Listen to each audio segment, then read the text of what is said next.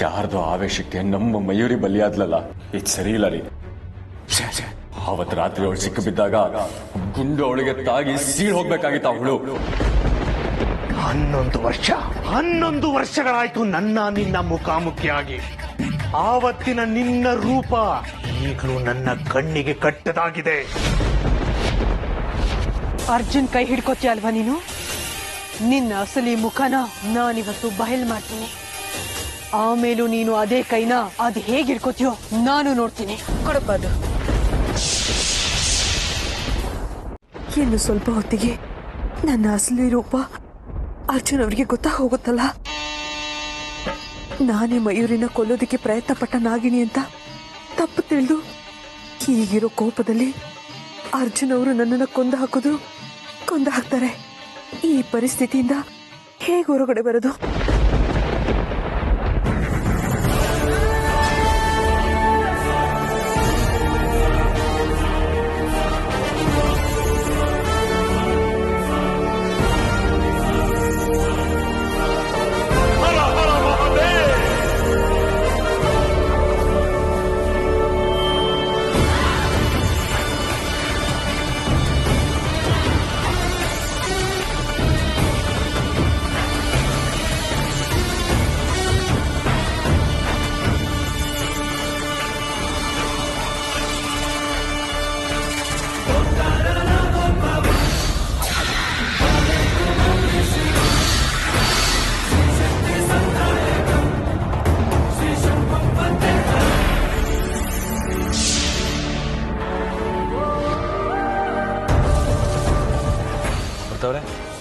ಏನಾಯ್ತು?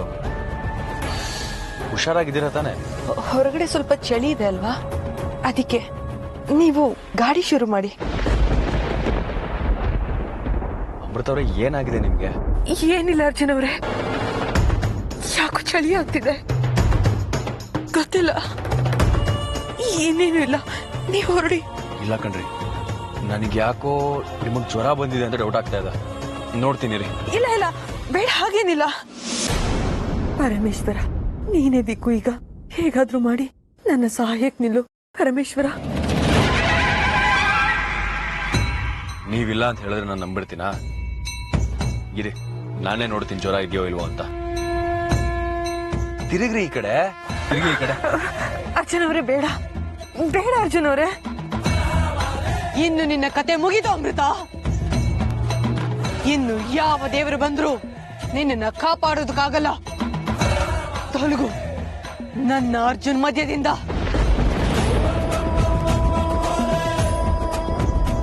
ಹರ ಹರ ಮಹಾದೇವ್, ಹರ ಹರ ಮಹಾದೇವ್, ಹರ ಹರ ಮಹಾದೇವ್. ಶಿವ ಶಿವ ಶಿವ ಶಿವ ಶಿವ ಶಿವ ಶಿವ ಶಿವ ಶಂಕರ, ಹರ ಹರ. ಶಿವ ಶಿವ ಶಿವ ಶಿವ ಶಿವ ಶಿವ ಶಿವ ಶಿವ ಶಿವ ಶಿವ ಶಿವ ಶಿವ ಶಿವ ಶಿವ ಶಿವ ಶಿವ ಶಂಕರ, ಹರ ಹರ. ಮೃತ್ಯುಂಜಯಾಯ ಧರ್ಮಚ್ಚರಾಯ ಸರ್ವಂ ಶಿವಾಯ ಹರ ಹರ ಮಹಾದೇವ್. ಈ ಬೈರಾಗಿ ಯಾರು? ಎಲ್ಲಿಂದ ಬಂದ?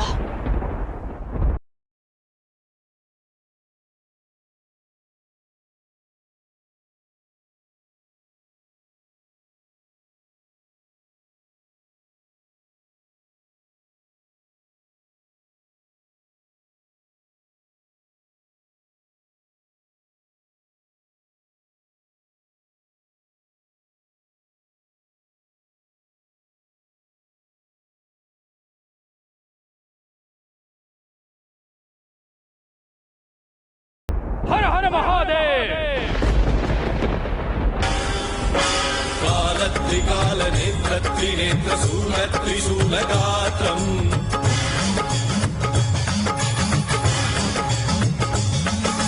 ಸತ್ಯ ಪ್ರಭಾವ ದಿವ್ಯ ಪ್ರಕಾಶ ಮಂತ್ರ ಸ್ವರೂಪ ಮಾತ್ರಂ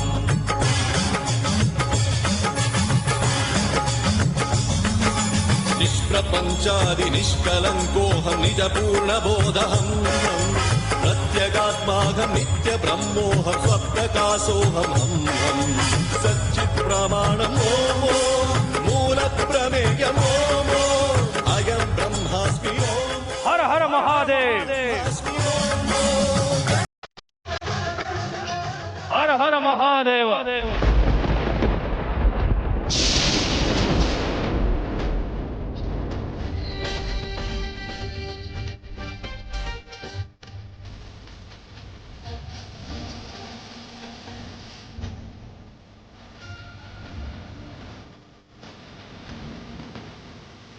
ಹರ ಮಹಾದೇವ.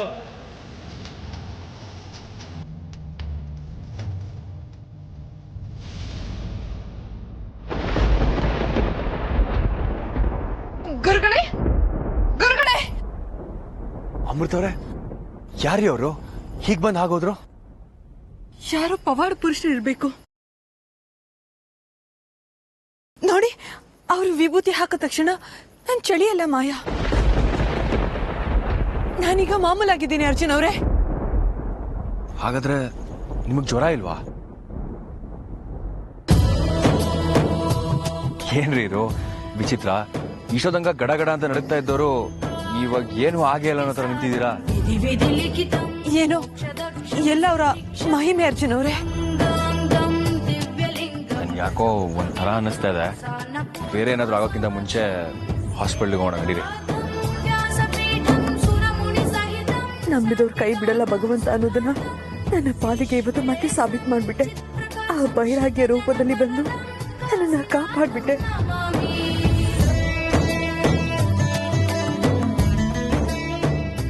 ಅಮೃತ ಅವರೇ, ಬನ್ನಿ.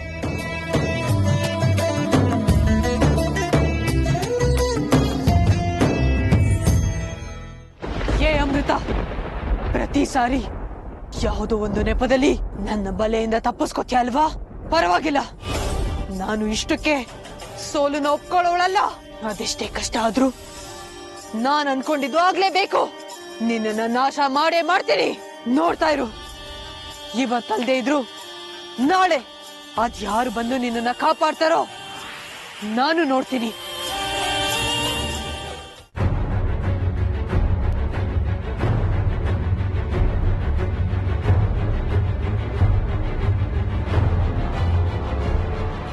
ಡಾಕ್ಟರ್, ಮಯೂರಿ ಹೇಗಿದ್ದಾಳೆ? ಏನಾದರೂ ರಿಕವರ್ ಆಗ್ತಿದ್ದಾಳ?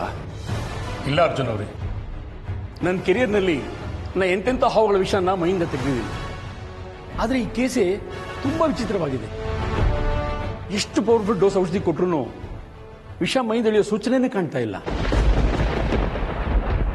ನನ್ನ ಕೆರಿಯರ್ನಲ್ಲಿ ನಾನು ನೋಡ್ತಿರೋ ಫಸ್ಟ್ ಪೇಷಂಟ್ ಈ ಥರ.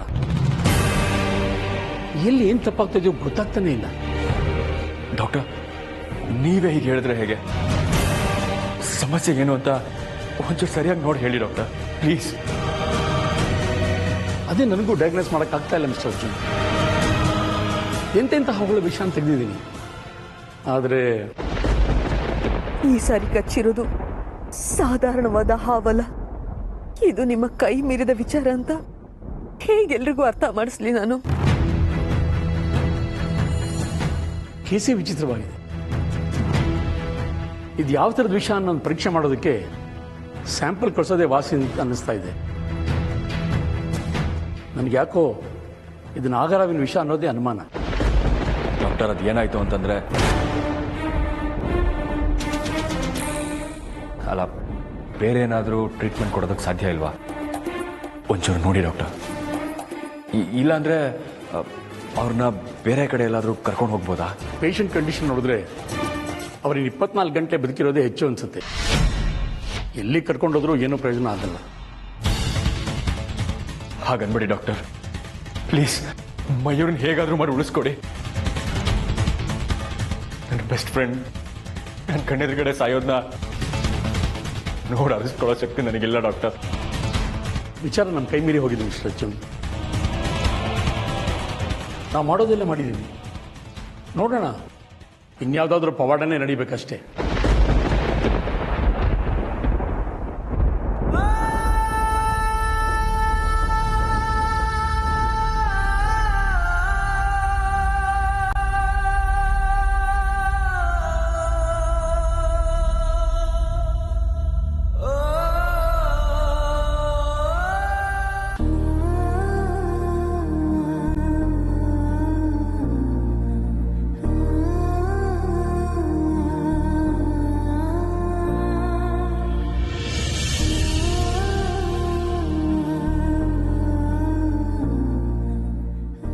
ಮಯೂರಿ, ನಿನ್ನ ಹತ್ರ ಕ್ಷಮೆ ಕೇಳೋದಕ್ಕೂ ನಾನು ಅರ್ಹತೆ ಉಳಿಸ್ಕೊಂಡಿಲ್ಲ. ಗೊತ್ತೋ ಗೊತ್ತಿಲ್ದೇನೋ ನೀನ್ ಈ ಪರಿಸ್ಥಿತಿಗೆ ನಾನೇ ಕಾರಣ ಆಗ್ಬಿಟ್ನಲ್ಲ ಮಯೂರಿ. ನಮ್ಮಿಬ್ರ ಮಧ್ಯೆ 1000 ಮುಸುಕಿನ ಗುದ್ದಾಟಗಳು ನಡೆದಿರಬಹುದು, ಆದ್ರೆ ಈ ರೀತಿ ಜೀವ ಕಳ್ಕೊಳ್ಳುವಂತ ತಪ್ಪು ನೀನೇನ್ ಮಾಡಿರ್ಲಿಲ್ಲ. ನನ್ನ ರಹಸ್ಯನ ಬಯಲು ಮಾಡೋದಿಕ್ಕೆ ನೀನ್ ಪಟ್ಟ ಸಾಹಸ ಅಷ್ಟಿಷ್ಟಲ್ಲ ಅಂತ ನನಗೆ ಗೊತ್ತು. ಹೌದು, ನಾನು ಇವತ್ತು ಹೇಳ್ತಾ ಇದ್ದೀನಿ ಕೇಳು. ನಿನ್ನ ಎಲ್ಲ ಅನುಮಾನಗಳು ನಿಜ ಮಯೂರಿ. ನಾನೇ ನಾಗಿಣಿ.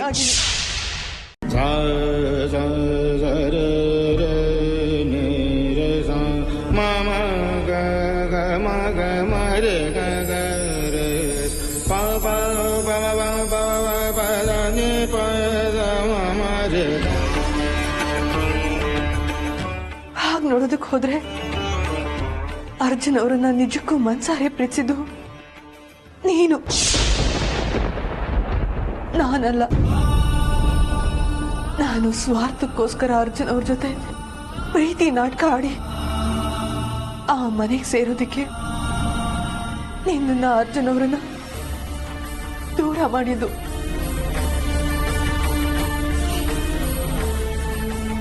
ನಿನ್ನ ಅರ್ಜುನ್ ಅವ್ರ ಮದ್ವೆ ಆಗದೆ ಇರೋ ಹಾಗೆ ಕುತಂತ್ರ ಮಾಡಿದ್ದು ನಾನೇ. ನಿಜವಾಗ್ಲೂ ಅರ್ಜುನ್ ಅವ್ರ ಪ್ರೀತಿಗೆ ಅರ್ಹಳಾಗಿರೋಳು ನೀನು ಮಯೂರಿ, ನಾನಲ್ಲ.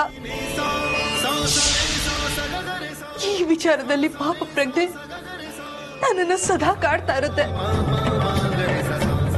ನನ್ನಿಂದ ನಿನ್ಗೆ ತುಂಬಾನೇ ಅನ್ಯಾಯ ಆಗಿದೆ, ಆದ್ರೆ ಆಗಿನ ಸಂದರ್ಭ ಆಗಿತ್ತು. ಅದಾದ್ಮೇಲೆ ಏನೇನೋ ಘಟನೆಗಳು ನಡೆದು ಹೋದ್ವು. ಕ್ರಮೇಣ ನನಗೂ ಗೊತ್ತಿಲ್ಲದಿರೋ ಹಾಗೆ ಅರ್ಜುನ್ ಅವರನ್ನ ನಾನು ಪ್ರೀತಿಸೋದಕ್ಕೆ ಶುರು ಮಾಡಿದೆ.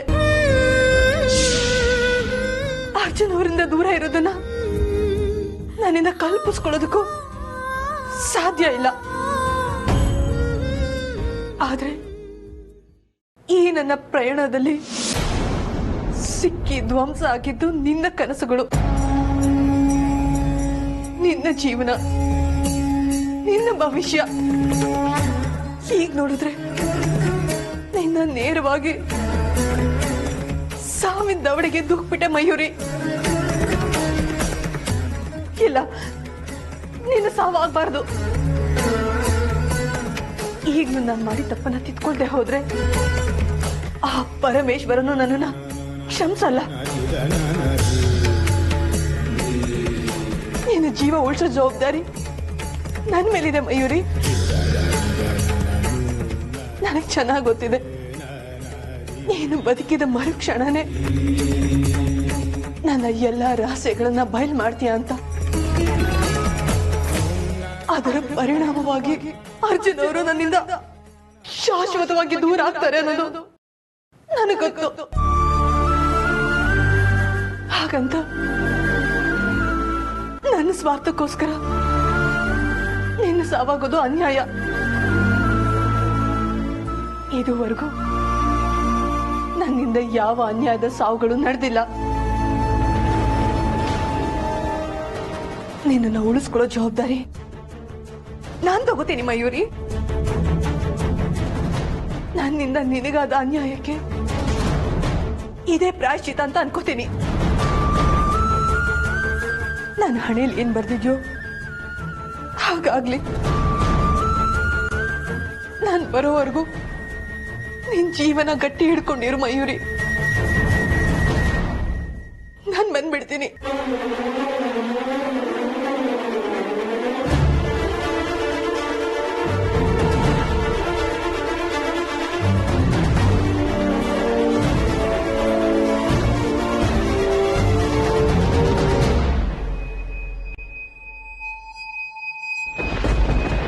ಅಲ್ಲ, ಈ ಅಮೃತ ಏನ್ ಮಾಡೋದಕ್ಕೆ ಹೊರಟಿದ್ದಾಳೆ?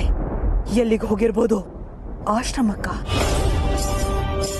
ಅಲ್ಲಿಗೆ ಹೋಗಿ ಏನ್ ಮಾಡೋದಕ್ಕೆ ಸಾಧ್ಯ? ಪ್ರಹಾರ ಮಾಡಿರೋದು ನಾನು. ಒಬ್ಬ ನಾಗಿಣಿಯ ವಿಷವನ್ನ ತೆಗೆಯೋಕೆ ಮತ್ತೊಬ್ಬ ನಾಗಿಣಿಗೆ ಸಾಧ್ಯವಿಲ್ಲ. ಅಂಥದ್ರಲ್ಲಿ ಈ ಸಮಸ್ಯೆಗೆ ಆಶ್ರಮದಲ್ಲಿ ಏನ್ ಪರಿಹಾರ ಸಿಗೋದಕ್ಕೆ ಸಾಧ್ಯ? ಆದ್ರೂ ಈ ಅಮೃತ ಸಾಮಾನ್ಯದವಳಲ್ಲ. ಯಾವುದಕ್ಕೂ ನನ್ನ ಹುಷಾರಲ್ಲಿ ನಾನಿರ್ಬೇಕು. ಅವಳ ಚಲನವಲನಗಳ ಮೇಲೆ ಒಂದು ಕಣ್ಣಿಟ್ಟಿರ್ಬೇಕು.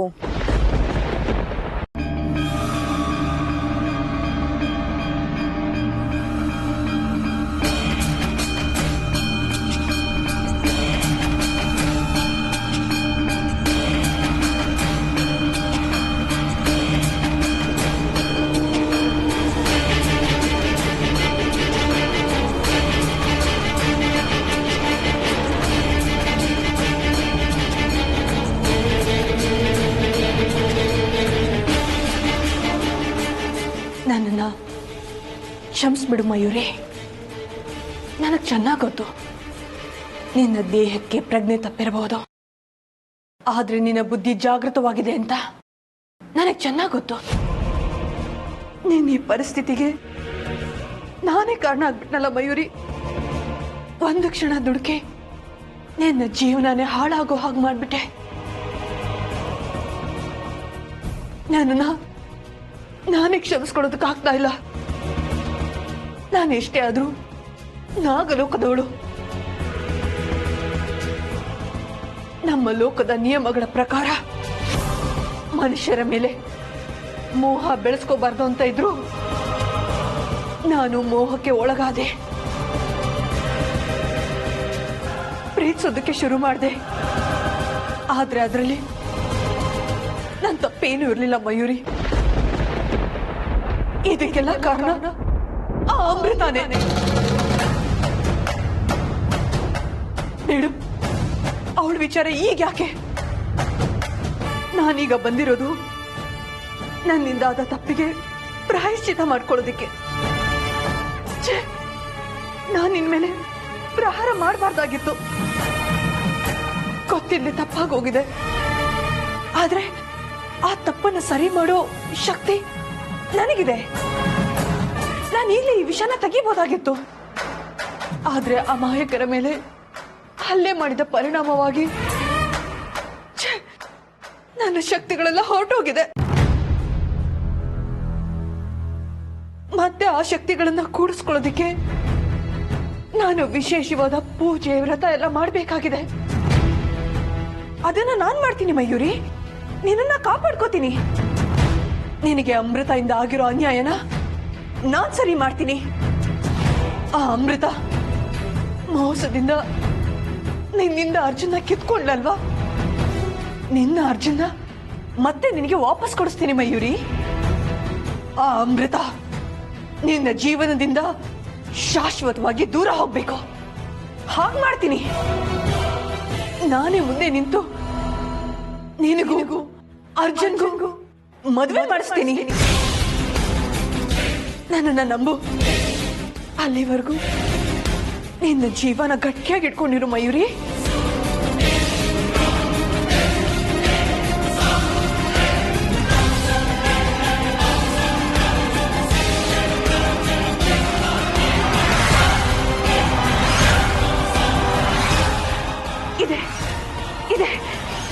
ಇದನ್ನೇ ನಾನು ನಿನ್ನಿಂದ ನಿರೀಕ್ಷೆ ಮಾಡ್ತಾ ಇರೋದು.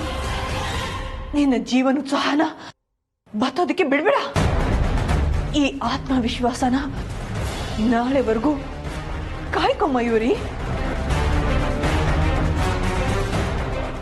ನಾಳೆ ಸಂಜೆವರೆಗೂ ನಾನು ಬಂದ್ಬಿಡ್ತೀನಿ.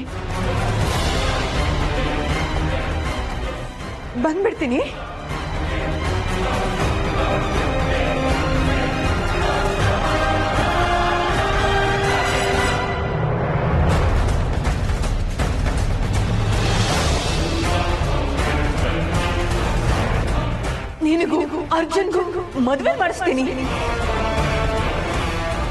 ನಿನಗೂ ಅರ್ಜುನ್ಗೂ ಮದುವೆ ಮಾಡಿಸ್ತೀನಿ.